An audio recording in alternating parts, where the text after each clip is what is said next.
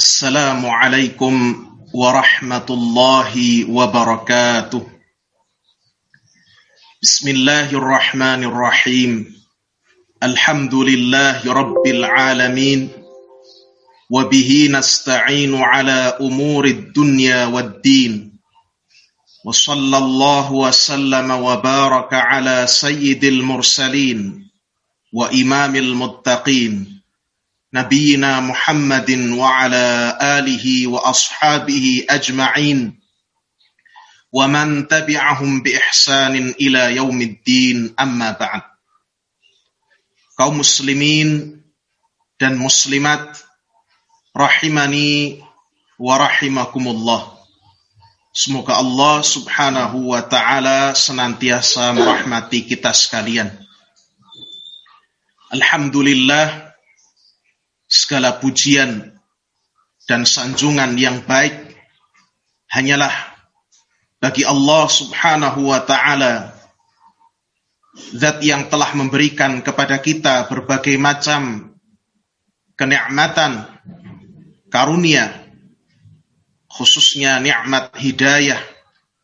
Demikian pula nikmat-nikmat yang lain, nikmat kesehatan, nikmat kesempatan, nikmat umur panjang, nikmat kecukupan, dan lain sebagainya.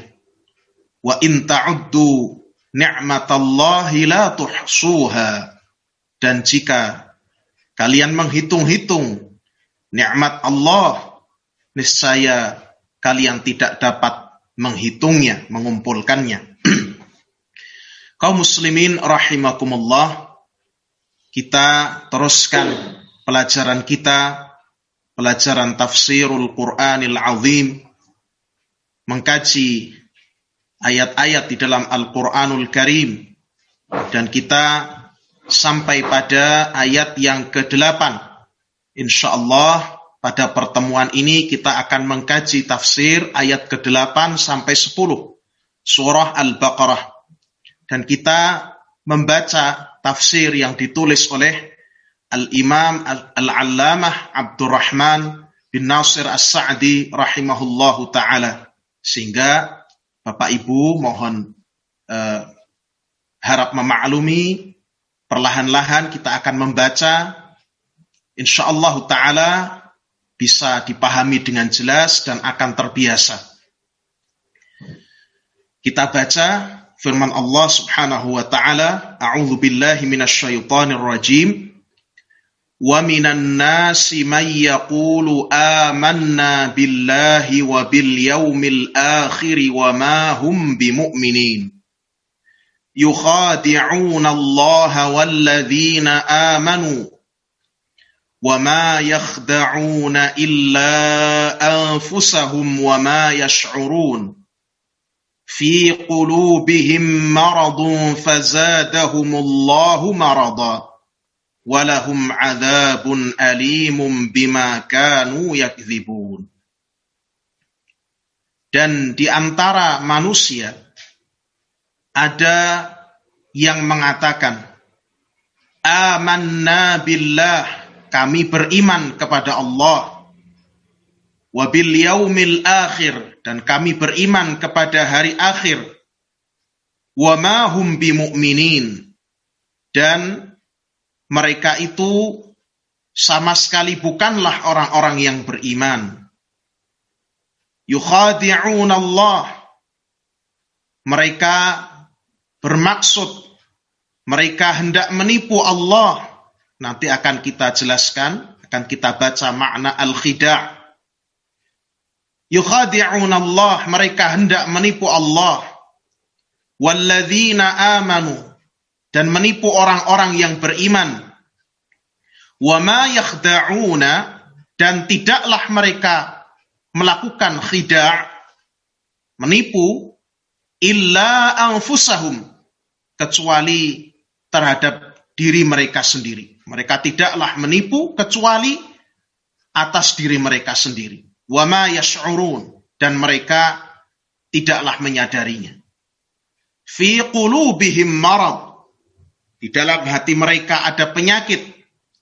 Fazadahumullahu marada, maka Allah menambahkan penyakit untuk mereka.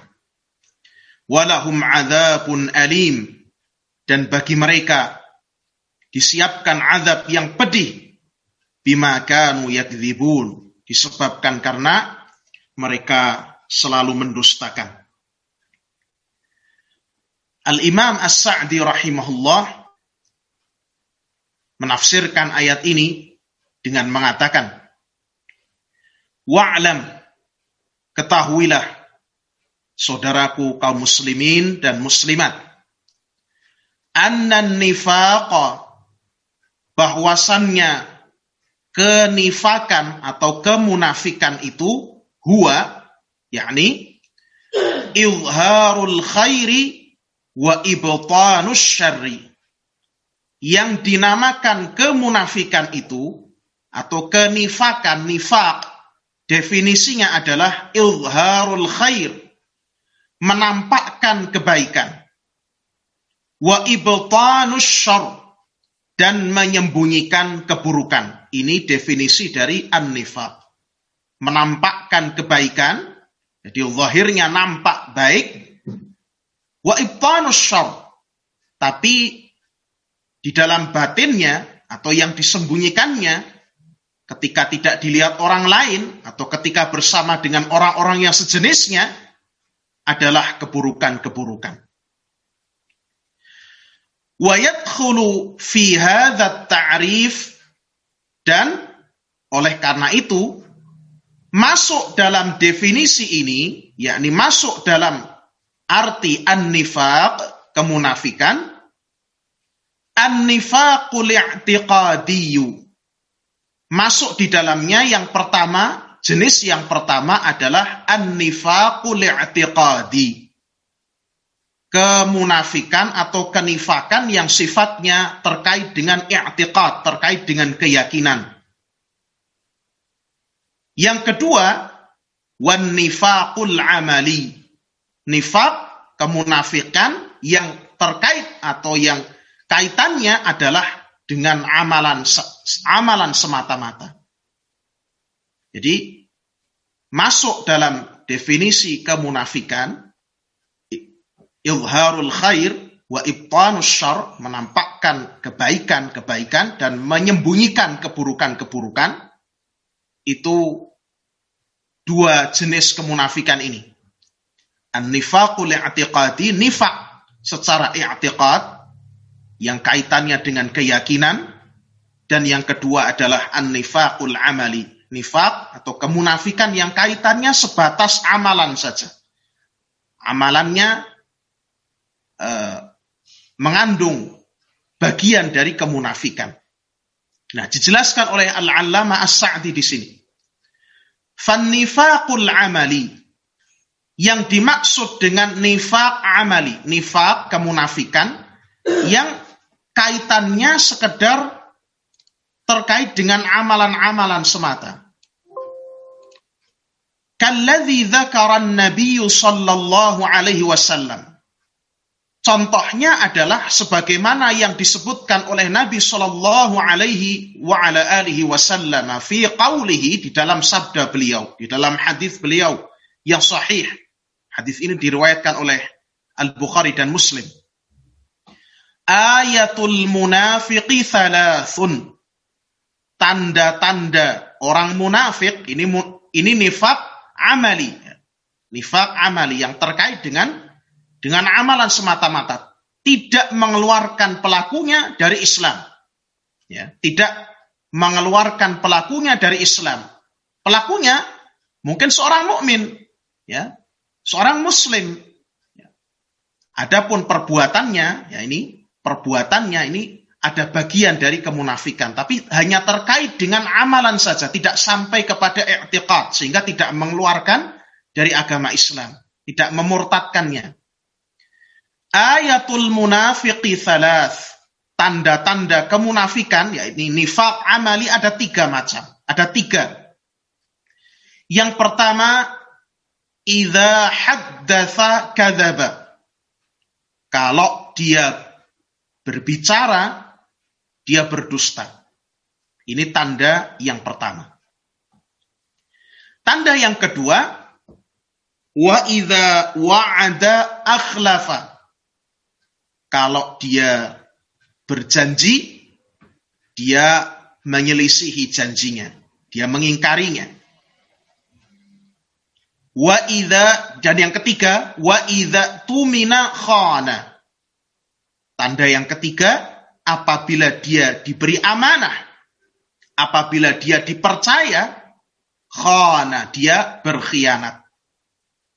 Ini 3 tanda kemunafikan yang sifatnya amali. Ya. Kalau dia berbicara, dia berdusta. Kalau dia berjanji, dia mengingkarinya. Kalau dia dipercaya, diberi amanah, dia mengkhianatinya. Ini tanda kemunafikan amali. Di dalam hadis yang lain, ada 4. Dan penjelasannya lebih detail. Hadis riwayat Al-Bukhari dan Muslim dari Abdullah ibnu Amr ibnu Al-As, bahwa Nabi SAW bersabda, Arba'un man kunna fihi kana munafiqan khalisa. Ada 4 perangai yang apabila terkumpul pada diri seseorang, 4 perangai ini, maka dia adalah seorang munafik amali, ya, nifak amali, seorang munafik dengan kenifakan yang terkait dengan amalan semata-mata, yang tulen, khalisan, yang tulen. Ingat, ini kita membahas munafik yang sifatnya nifak amali saja, nifak yang tidak mengeluarkan orang dari Islam. Kemudian Nabi lanjutkan, wa man kanat fihi khaslatun minhunna kanat fihi khaslatun minan nifaqi hatta yada'aha. Dan barang siapa yang padanya terdapat salah satu dari 4 perangai ini, maka dia mempunyai bagian dari kemunafikan sampai dia meninggalkannya. Jadi semakin terkumpul, maka semakin sempurna, semakin tulen kemunafikan amalinya. Apa 4 perkara itu? Idza tumina khana, jika dia dipercaya, dia khianat. Ya, diberi jabatan, diberikan kepercayaan. Ya, di sini di dalam syarah Kitabul Iman min Sahihil Bukhari yang ditulis Syekh Shalih Al-Fauzan misalnya, termasuk di antara idza tumina khana, kalau seorang diberikan amanah dia berkhianat, itu contohnya misal kalau seorang diberikan kepercayaan untuk tidak menyebarkan rahasia. Idza tumina ala syai'in, jika seorang diberikan kepercayaan amanah atas sesuatu, u'tumina ala mal, dia dipercaya atas harta, disuruh menjaga harta. Au ala sirrin minal asrar, atau dia dipercaya untuk menjaga suatu rahasia, suatu hal yang tidak boleh diketahui oleh orang lain, tapi dia khianat, dia sebarkan itu. Misalnya contoh, tetangga kita ada yang terkena wal'iyadzubillah, diberi ujian oleh Allah, terkena musibah COVID-19 wal'iyadzubillah. Kemudian dia dipercaya untuk menjaga agar tidak menyebarkan informasi ini kepada orang lain. Dikhawatirkan kalau disebarkan, niscaya orang-orang akan salah dalam bertindak. Orang-orang akan mengasingkan dengan cara yang tidak benar. Ini termasuk di antara makna idza tumina khan. Ini munafik amali. Kemudian Nabi lanjutkan dalam hadis yang tadi kita sebutkan, wa idza haddatsa kadzaba. Jika dia berbicara dia dusta. Ya. Tentu sebagaimana kita tahu, orang yang berdusta dalam berbicara tidak mengeluarkan dari Islam. Sehingga ini termasuk di antara sisi kenapa para ulama membawa perangai-perangai kemunafikan ini bukan nifak i'tiqadi, bukan kemunafikan yang bisa mengeluarkan dari Islam. Ini sekedar nifak amali. Yang ketiga adalah wa idza ahada ghadara. Jika dia berjanji, dia menyelisihinya. Dia berpaling dari janji tersebut. Contohnya, sebagaimana disebutkan Syekh Shalih Al-Fauzan di dalam Syarh Kitabul Iman min Sahihil Bukhari, ada seorang misalnya menjanjikan kepada orang lain atau menjanjikan kepada karib kerabatnya ketika orang lain tersebut atau karib kerabatnya tersebut melakukan sesuatu, berhasil memperoleh sesuatu, berhasil meraih sesuatu, dijanjikan akan diberikan ini dan itu. Ana a'taika kadza wa kadza. Saya akan memberikan kepadamu hadiah ini dan itu. Tapi setelah dicapai pekerjaannya, setelah dicapai tujuannya, prestasinya, ternyata hal itu tidak dipenuhi. Ini juga termasuk. Jadi hati-hati ketika seorang berjanji, menjanjikan sesuatu kepada orang lain.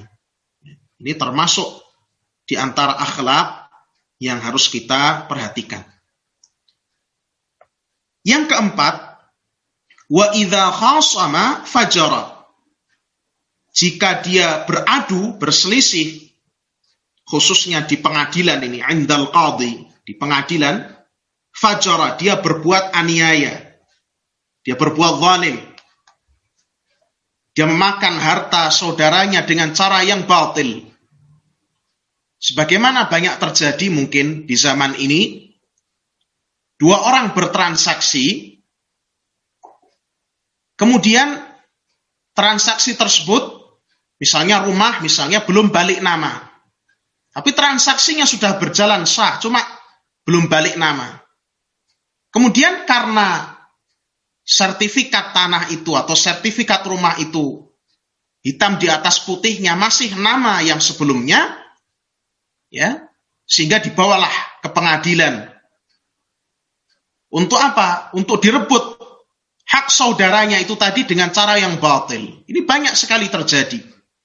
Kadang-kadang kalau di pengadilan, seorang bisa mempermainkan, asal punya pengacara yang kuat, punya biaya yang banyak, dia bisa mempermainkan itu. Itulah kenapa Allah Subhanahu wa Ta'ala di dalam surat Al-Baqarah, di juz yang kedua, Allah mengatakan, setelah penyebutan ayat yang menjelaskan tentang puasa, Allah menjelaskan, وَلَا تَأْكُلُوا أَمْوَالَكُمْ بَيْنَكُمْ بِالْبَاطِلِ. Janganlah kalian memakan harta sesama kalian dengan cara yang batil. وَتُدْلُوا بِهَا إِلَى الْحُكَّامِ. Dan kalian bawa persoalan harta itu kepada hakim-hakim. لِتَأْكُلُوا فَرِيقًا مِنْ أَمْوَالِ النَّاسِ بِالْبَاطِلِ وَأَنْتُمْ تَعْلَمُونَ. Untuk kalian memakan sebagian dari harta manusia dengan cara yang batil sementara kalian mengetahuinya. Di antara bentuk wa idza khasama fajara, ketika dia beradu, berselisih, dia berbuat aniaya. Dia selewengkan ya, bukti-buktinya, dia bayar pengacara yang bisa bersilat lidah misalnya dan lain sebagainya.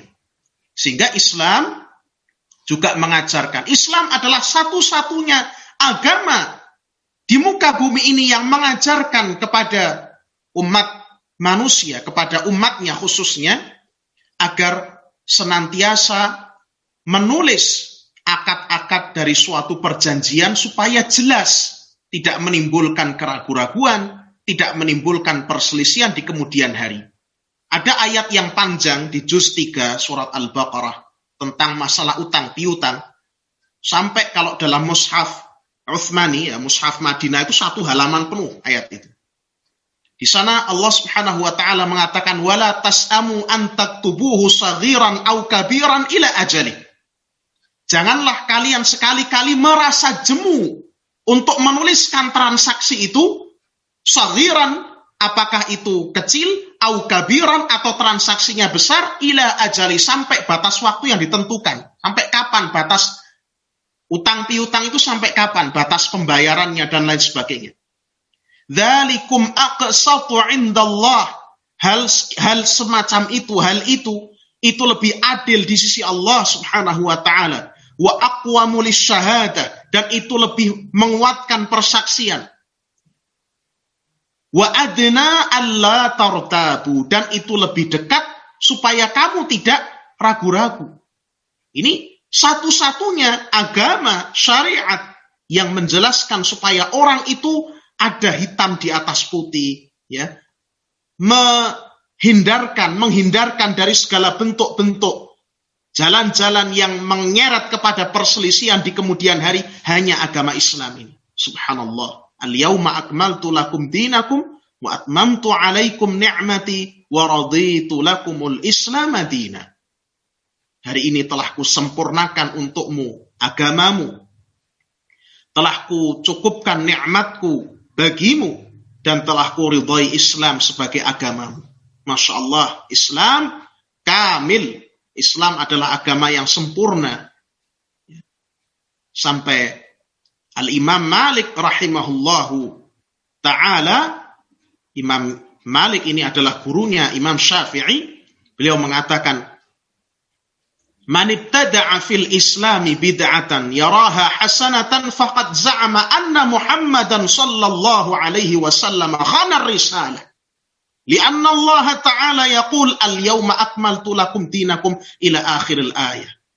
Kata Imam Malik, man ibtada'a fil islami bid'atan, barang siapa yang mengada-adakan dalam Islam satu kebid'ahan, yaraha hasanah, dia menganggap bid'ah yang dia ada-adakan, yang dia kerjakan itu baik, faqad za'ama anna Muhammadan sallallahu alaihi wasallam khana risalah, maka sungguh dia telah mengklaim bahwa Muhammad sallallahu alaihi wasallam telah mengkhianati risalah. Lianna Allah subhanahu wa ta'ala yaqul, karena Allah subhanahu wa ta'ala telah berfirman, al-yawma akmaltu lakum dinakum, hari ini telah kusempurnakan untuk kalian agama kalian.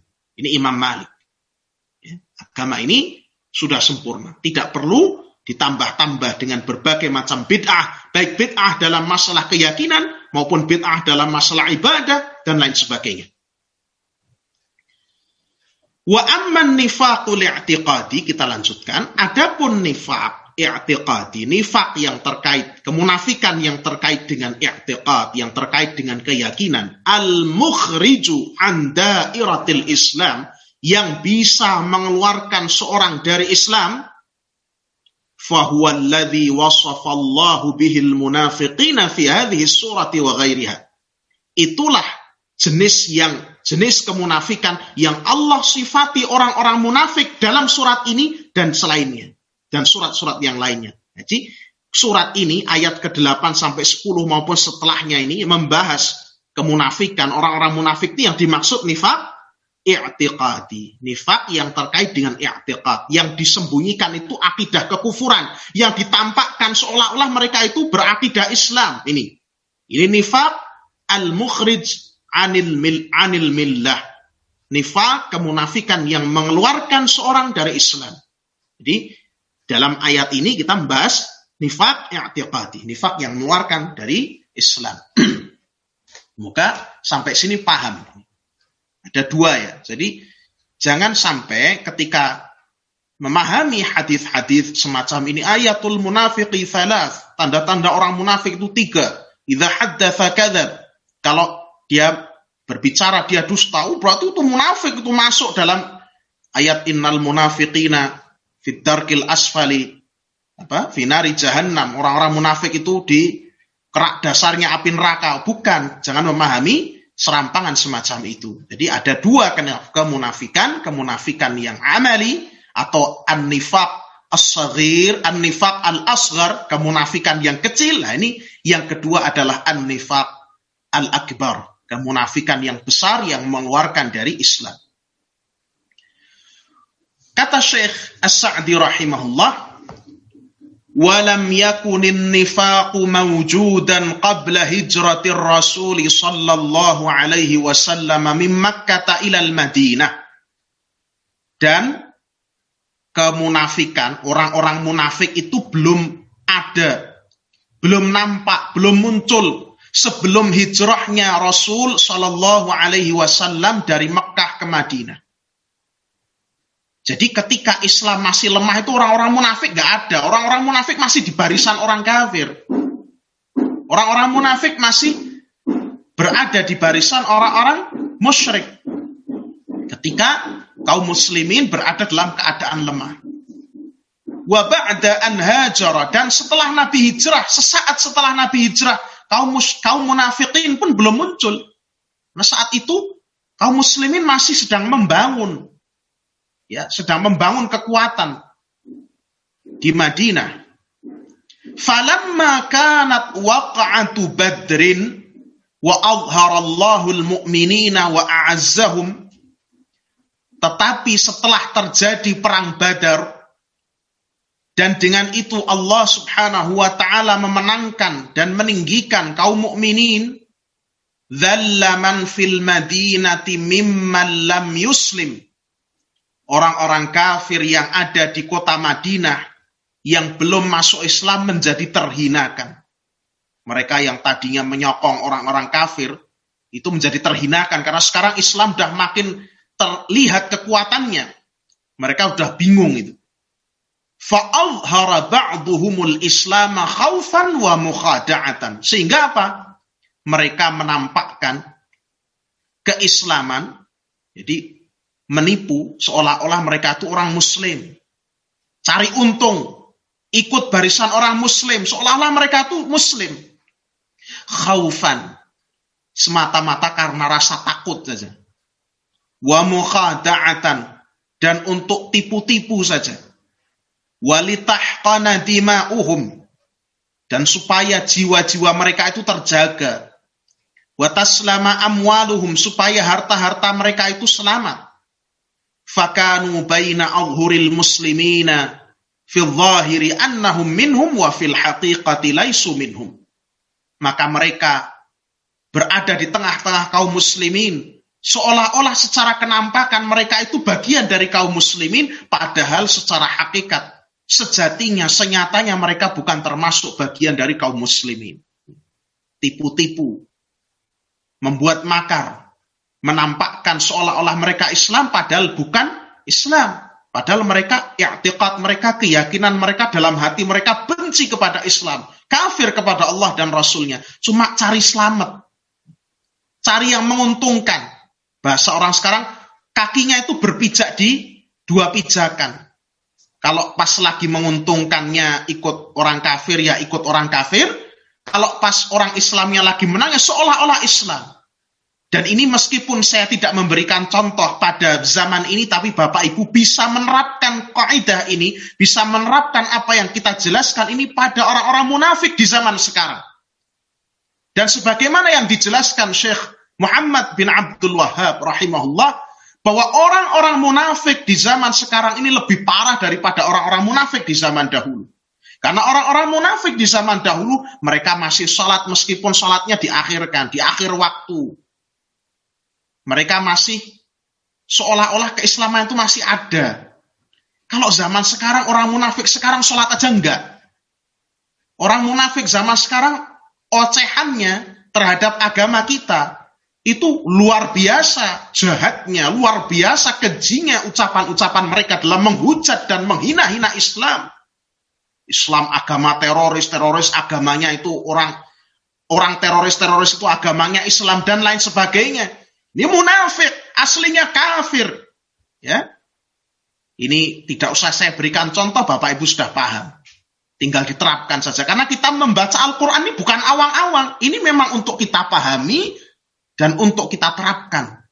Kita berhati-hati terhadap apa yang kita jumpai dalam kehidupan kita. Famin lutfillahi bil mu'minina anjalla ahwalahum. Maka termasuk di antara kelembutan Allah Subhanahu wa ta'ala terhadap orang-orang yang beriman, anjalla ahwalahum. Allah nampakkan dengan terang keadaan atau perihal orang-orang munafik tersebut. Allah tampakkan dengan jelas seperti ini loh keadaan mereka. Wa wasafahum bi awsafin yutamayyazuna biha. Dan Allah menyebutkan sifat-sifat orang munafik itu dengan ciri-ciri yang orang munafik itu bisa dibedakan dari orang-orang yang betul-betul beriman. Li'alla yaghtarra bihimul mu'minun, supaya orang-orang yang beriman jangan sampai tertipu dengan mereka. Waliyanqami'u aidan an katsirin min fujurihim, dan agar orang-orang yang beriman terjauh atau menjauhkan diri dari banyak di antara kejahatan-kejahatan yang dilakukan oleh orang-orang munafik tersebut. Lihat bagaimana Syekh As-Sa'di menjelaskan bahwa Allah menyebutkan ciri-ciri orang munafik, menyebutkan keadaan orang-orang munafik, tujuannya adalah agar kita tidak tertipu dengan mereka. Seolah-olah, lo ini kan masih muslim. Lo ini kan orang yang Islam juga. Ya. Ini orang-orang yang katanya berbuat perbaikan. Ya. Agar justru Allah turunkan ayat-ayat ini agar kita tahu, agar kita bisa menghindar dari mereka, agar kita bisa memperingatkan umat dari kejahatan mereka. Ini ya, kesalahan orang-orang zaman sekarang itu, pengennya ngajinya itu yang tentang akhlak. Ya betul, itu bagian dari Islam. Ya, sedekah, mengaji tentang masalah apa? Amalan-amalan sunnah, puasa-puasa sunnah, betul itu masuk dalam syariat Islam. Itu mulia, itu dituntut. Akan tetapi yang salah adalah mereka alergi ketika kita membahas ayat-ayat tentang orang-orang munafik, orang-orang kafir, sifat-sifat orang-orang berdosa. Mereka alergi, itu tidak usah dibahas itu. Ini keliru besar, karena semuanya ini firman Allah. Al-Quran ini diturunkan agar kita memahami dan mentadaburinya. Tidak pilih-pilih maunya yang ini saja, yang itu enggak. Ini salah, ini keliru besar. Ini perlu diperbaiki keimanan dalam hatinya. Perlu diperbaiki keislamannya. Ya. Qala ta'ala, Allah subhanahu wa ta'ala berfirman, yahdharul munafiquna an tunazzala alaihim suratun tunabbi'uhum bima fi qulubihim. Orang-orang munafik itu takut kalau diturunkan atas mereka satu surat dari sisi Allah yang menjelaskan, mengungkap apa-apa yang ada dalam hati-hati mereka. Orang-orang munafik itu jangan dikira mereka merasa aman, karena Allah singkap semua sifat-sifat mereka. Dan ayat-ayat yang ada dalam Al-Quran ini sampai sekarang masih berlaku. Tidak ada istilah basi, kadaluarsa, tidak ada. Firman Allah itu mukjizatnya sampai sekarang masih berlaku. Masih bisa kita jadikan bahan pelajaran untuk kita berhati-hati dari kejahatan-kejahatan orang-orang munafik ini. Fawasafahumullahu bi aslin nifaq. Maka Allah subhanahu wa ta'ala mensifati mereka dengan asal kemunafikan, dengan sifat-sifat asal kemunafikan, yakni nifaq i'tiqadi, yang mengeluarkan dari agama tadi. Faqala, Allah berfirman, wa minan nasi may yaqulu amanna billahi wa bil yaumil akhir wa ma hum bimu'minin. Dan di antara manusia ada orang yang mengatakan kami beriman kepada Allah dan hari akhir, padahal mereka bukanlah orang-orang yang beriman. Fa innahum yaquluna bi alsinatihim ma laysa fi qulubihim. Mereka itu mengatakan dengan lisan-lisan mereka apa yang enggak cocok, apa yang enggak ada dalam hati mereka. Jadi mengasal ngomong aja. Ngomongnya itu beda dengan yang ada dalam hatinya. Fa'adzabahumullah biqaulihi, maka Allah pun mendustakan mereka dengan firman-Nya, wa ma hum bimu'minin. Mereka itu bukan sekali-kali termasuk di antara orang-orang yang beriman. Li'annal iman al-haqiqiyya ma tawaqa'a 'alaihi al-qalbu wal lisan wa innama hadza mukhada'atun lillahi wa li'ibadihi al-mu'minin. Karena sesungguhnya iman yang sebenar-benarnya itu adalah yang cocok antara kalbu dengan lisan. Yang diyakini dalam hati, yaitu yang diucapkan dalam lisannya. Amantu billah, di lisan saya beriman pada Allah, hatinya juga beriman kepada Allah. Adapun orang-orang munafik, itu hanya mukhada'ah, tipu-tipu lillahi wa li'ibadihil mu'minin. Tipu-tipu kepada Allah dan kepada hamba-hamba Allah yang beriman. Wal mukhada'atu, dan mukhada'ah, tadi ada kata yukhadi'un Allah, yukhadi'u. Khada'a yukhadi'u. Mukhada'atun. Ya. Dari fi'il fa'ala yufa'ilu. Wal mukhada'ah, tipu-tipu tadi, maknanya ayyudhiral mukhadi'u liman yukhadi'uhu syai'an wa yubtinu khilafahu. Yang namanya mukhada'ah tadi, yukhadi'unallaha walladzina amanu, mereka hendak menipu Allah dan orang-orang yang beriman. Maksudnya apa mukhada'ah, tipu-tipu itu? Ayyudhiral mukhadi'u liman yukhadi'uhu syai'an, yaitu orang yang menipu tadi menampakkan pada orang yang ditipunya itu sesuatu. Dia menampakkan sesuatu pada orang yang menjadi sasaran tipuannya. Wa yubtinu khilafau, dan dia sembunyikan apa yang sebaliknya, kontradiktif. Likai yatamakkanu min maqsudihi mimman yukhadi'u, supaya dia bisa melancarkan maksudnya, dia bisa menyampaikan maksudnya, ya, bisa memanfaatkan atau mencelakai orang yang menjadi sasaran tipuannya tadi. Fahaula'il munafiquna salaku ma'allahi wa ibadihi hadzal maslak. Orang-orang munafik itu mereka melakukan tipuan semacam ini. Mereka melakukan tipu-tipu kepada Allah dan kepada hamba-hambanya. Ini maksud mereka begitu. Mereka ingin menipu Allah dan hamba-hambanya yang beriman. Tapi apa yang terjadi? Fa'ada khida'uhum ala anfusihim. Tapi tipu-tipu mereka, makar mereka itu justru kembali kepada diri mereka sendiri. Kata Syekh, fa inna hadza minal ajaib. Sungguh ini termasuk di antara keajaiban. Li'annal mukhadi'a, karena orang yang menipu, membuat makar itu ada dua kemungkinan. Imma ayyuntija khida'ahu wa yahsulu ma yurid. Kemungkinan pertama, dia berhasil melakukan tipuannya dan dia mencapai apa yang dia inginkan. Ini yang pertama. Ya. Ini yang pertama. Misalnya contoh begini, contoh dalam keseharian. Ini ada dua orang ibu rumah tangga punya anak. Yang satunya ini, ibu rumah tangga yang satunya ini, itu dia mengatakan, anak saya pokoknya nggak dileskan, pokoknya belajar sendiri.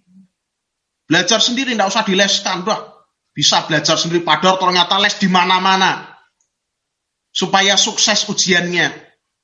Dia mengatakan ini kepada ibu yang lain supaya apa? Supaya dia terpengaruh dan anaknya tidak dileskan, supaya anaknya tadi nilainya jelek.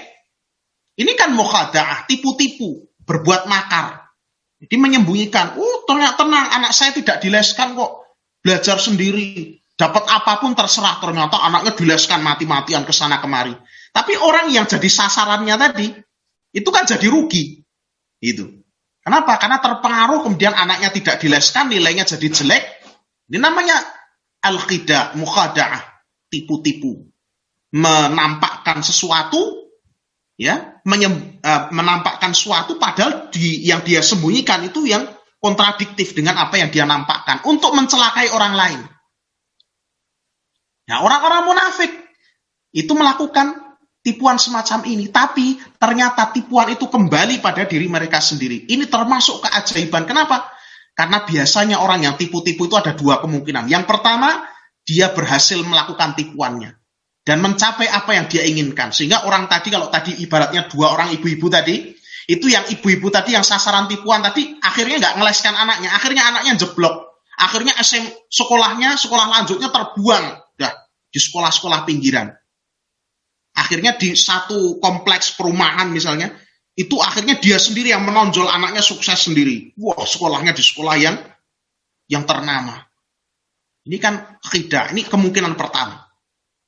Kemungkinan kedua, au yaslama la lahu wa la alaih.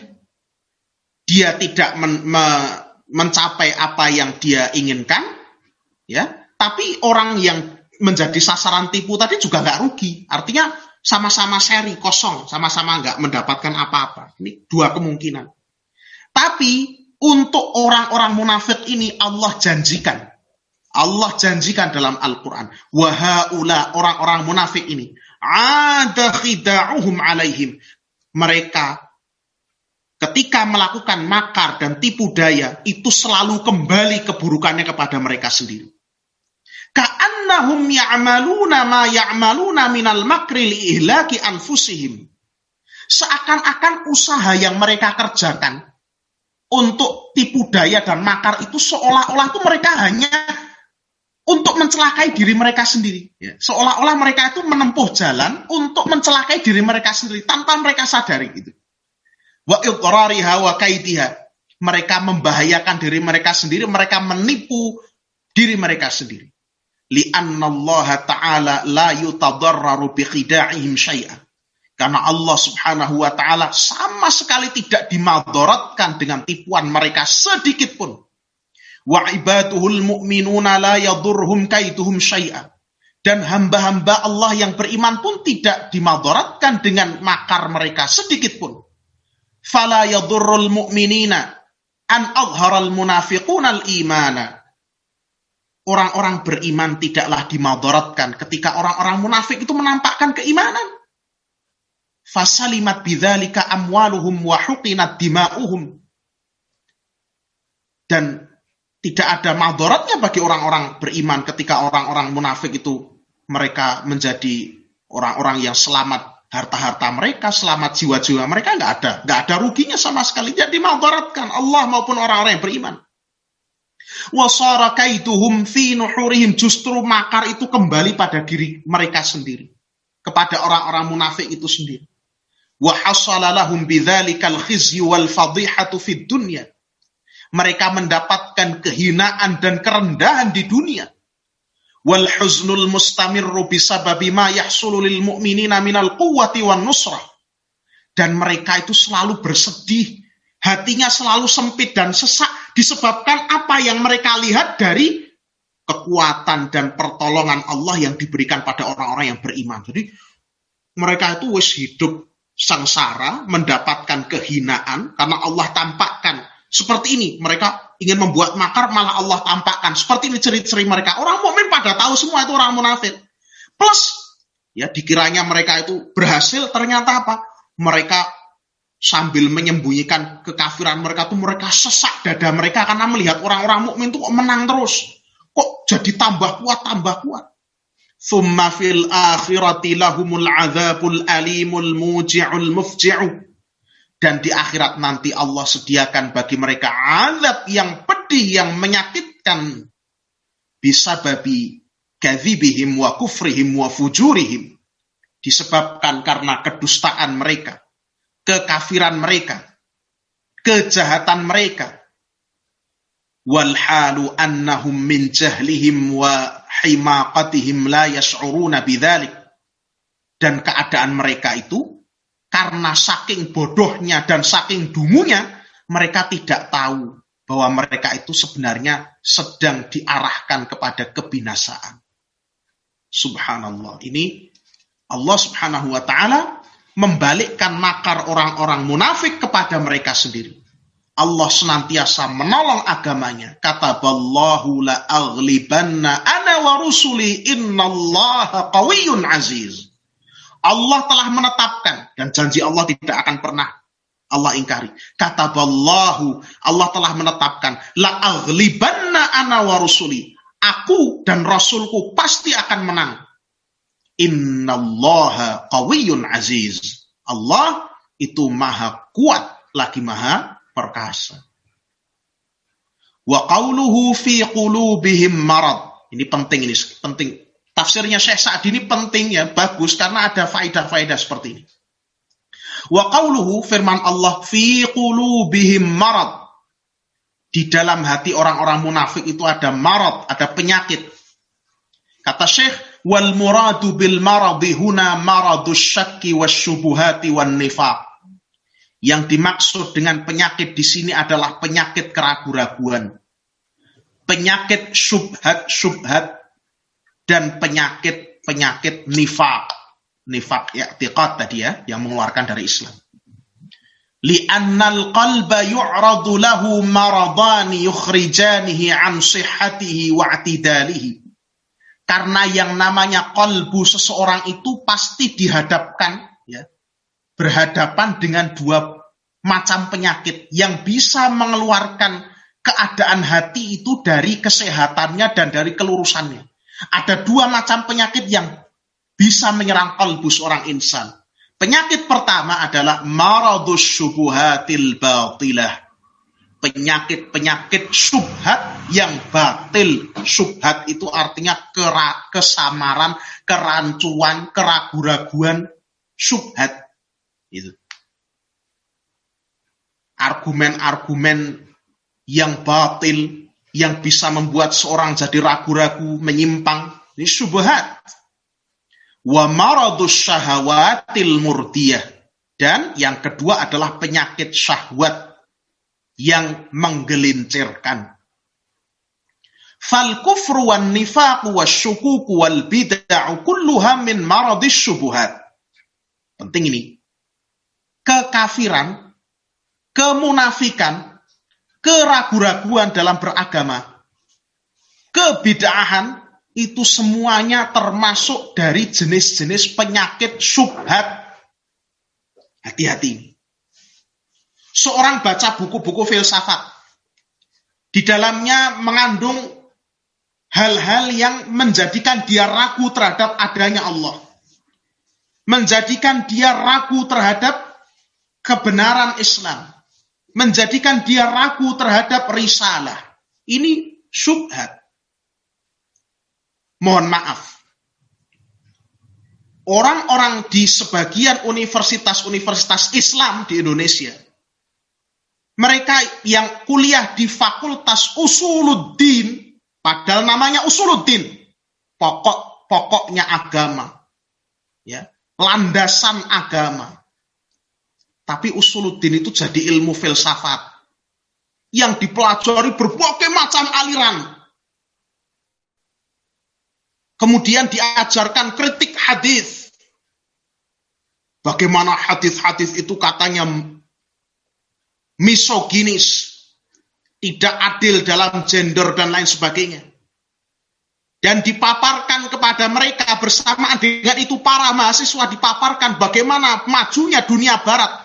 Bukankah ini sama dengan kemurtadan?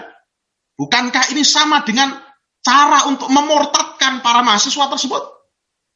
Yang inilah yang terjadi di universitas-universitas yang konon katanya Islam. Saya barusan mendapatkan buku Maqalatul Islamiyyin, karya Al-Imam Abul Hasan Al-Asy'ari. Bukunya bagus. Dan itu menjadi salah satu kurikulum di Fakultas Usuluddin di IAIN dan UIN. Tapi kalau orang salah memahami buku itu, karena itu buku isinya memaparkan berbagai macam aliran-aliran dalam Islam. Ada Syiah, ada Jahmiyah, ada Jabriyah, ada Qadariyah, ada Ismailiyah, Husainiyah, macam-macam, Mu'tazilah, Khawarij, Murji'ah. Coba kalau sekiranya pengajar, dan saya yakin sebagaimana yang dijelaskan oleh orang-orang yang pernah masuk sendiri ke dalam universitas-universitas tersebut, yang diajarkan itu, wah ini jualan itu banyak, silahkan pilih, mahasiswa dijejali seperti itu. Wah, bingung semua. Padahal Imam Abul Hasan Al-Asy'ari dalam kitab itu menyebutkan bab ke-9 tentang i'tiqadnya ashabul hadis ahlus sunnati wal jamaah. Dan di bawahnya Imam Al-Asy'ari mengatakan, inilah i'tiqad yang saya pegang. Di sana Al-Asy'ari menetapkan Allah Jalla wa'ala ada di atas arsy, di atas 7 langit. Allah subhanahu wa ta'ala memiliki tangan, Allah subhanahu wa ta'ala memiliki wajah, Allah subhanahu wa ta'ala memiliki mata, dan lain sebagainya. Beliau menetapkan sesuai dengan apa yang Allah tetapkan dalam Al-Quran, tanpa membagaimanakan sifat-sifat Allah Jalla wa'ala. Tanpa menolaknya, tanpa mentahrifnya, mengubah, menyelewengkan maknanya. Ini, kalau semacam ini diajarkan pada para mahasiswa S1 dengan pengajaran yang tidak tepat, Kemudian juga diajarkan kritik hadis, kritik Quran, sejarah penulisan Al-Quran. Diajarkan bagaimana Barat itu maju. Wah, akhirnya yang terjadi sebagaimana ada buku yang ditulis oleh seorang mantan wartawan dengan judul Ada Pemurtadan di IAIN. Ketika ospek, kata Allahu Akbar, disuruh mengganti lafaz Allah dengan lafaz anjing. Ini jelas-jelas kekafiran, penghujatan yang sangat-sangat berbahaya di dunia maupun di akhirat. Ini penyakit-penyakit syubhat. Inilah juga alasan kenapa kita tidak dibenarkan untuk mendengarkan, membaca, melihat kepada syubhat-syubhat yang dilontarkan oleh orang-orang yang menyimpang karena khawatir hati kita ini akan terjerumus ke dalam syubhat-syubhat tersebut, terpengaruh, kepencut dengan syubhat-syubhat tersebut. Padahal syubhat itu susah untuk dihilangkan. Wazina wa mahabbatul fawahishi wal ma'asi wa fi'luha min maradis syahwat. Sementara zina, kecintaan kepada perbuatan-perbuatan keji, kecintaan kepada perbuatan maksiat dan mengerjakan perbuatan-perbuatan maksiat tersebut min maradis syahwat, termasuk di antara jenis-jenis penyakit syahwat. Ini penyakit yang kedua. Kama qala ta'ala, sebagaimana firman Allah di surat Al-Ahzab, ya, ketika Allah menjelaskan tentang ayat hijab, ya, ayat tentang perintah wanita memakai hijab. Allah jelaskan perintah itu supaya apa? Supaya melindungi perempuan-perempuan dari apa? Fayatma'alladzi fi qalbihi marad.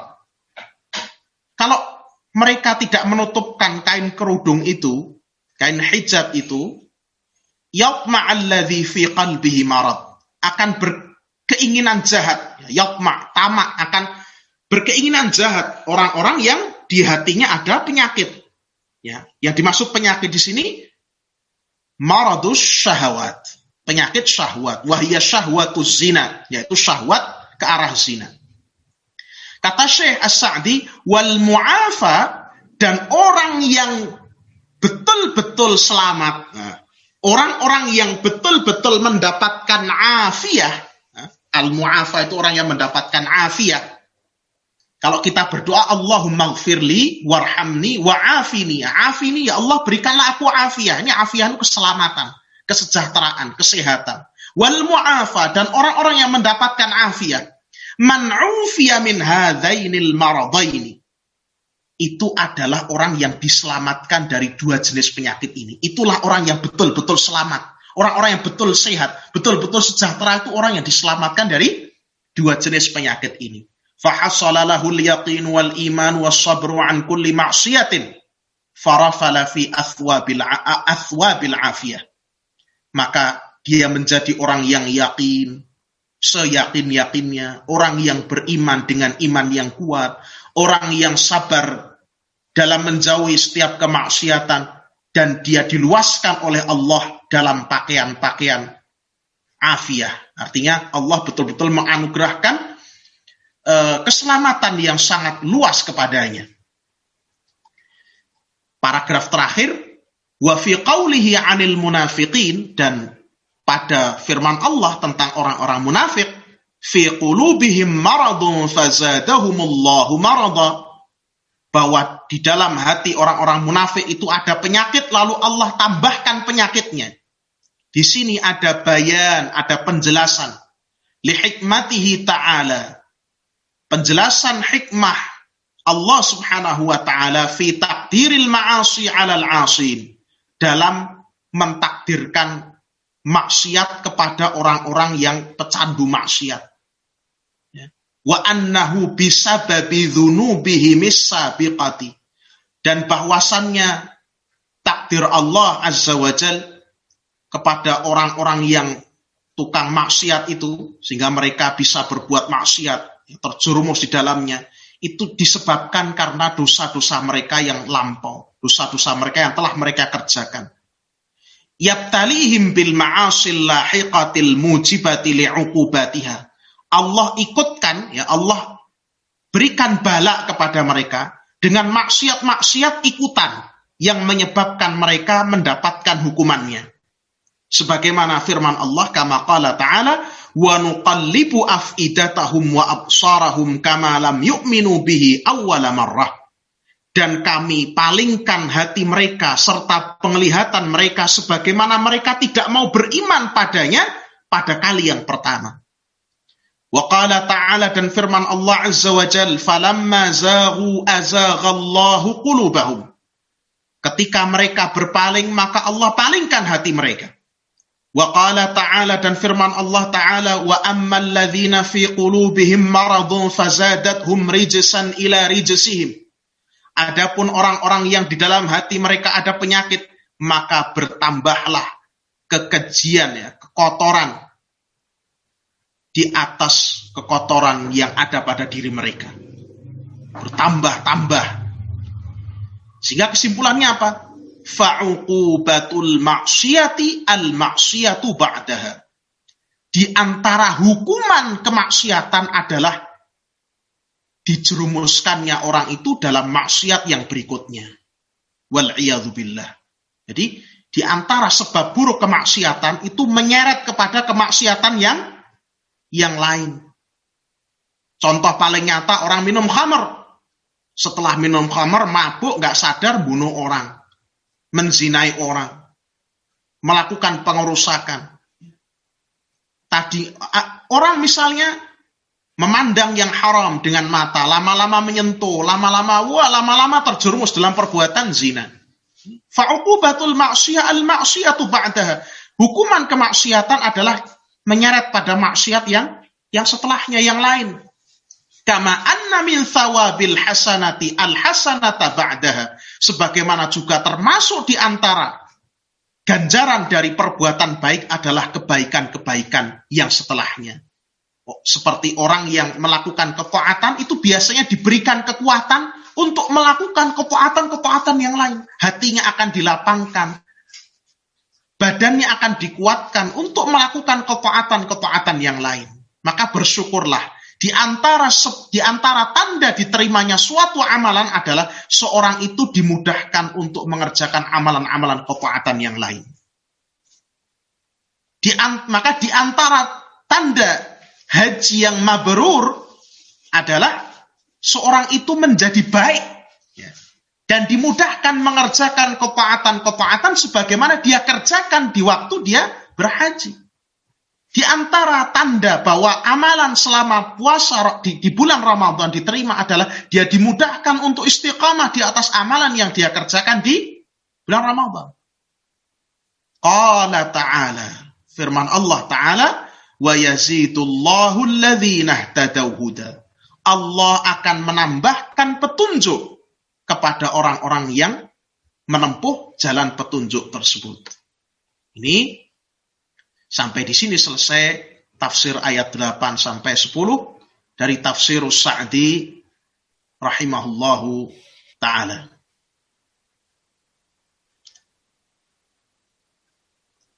Sampai kita pada sesi tanya jawab. Assalamualaikum, Mas Ustadz, izin bertanya. Seorang munafik amali tidak sampai mengeluarkan dirinya dari Islam.